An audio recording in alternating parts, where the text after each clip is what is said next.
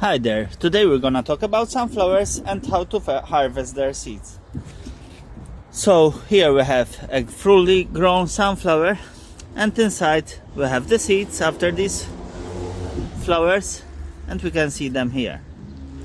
Here we can see the fully grown sunflower seeds behind this, and we give them a bit of time to dry out. Usually we cover them in a bag so other birds like sparrows won't eat them.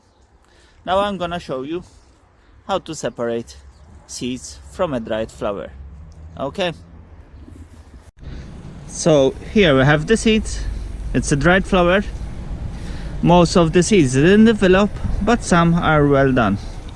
These aren't a large variety of sunflower. This isn't the large one, but these are the seeds.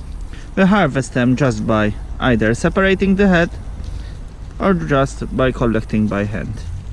Here we can see some of them didn't develop.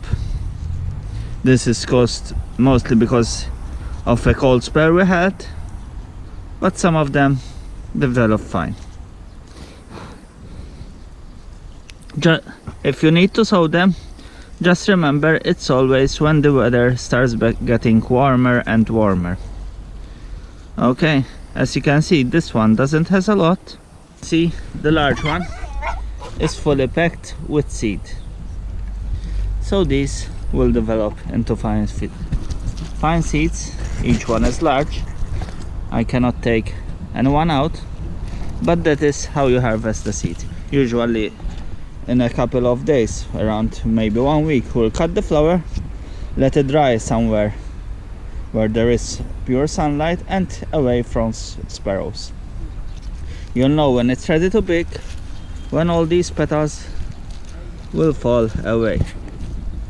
Hope you enjoyed this video. If so, please subscribe and give us a thumbs up.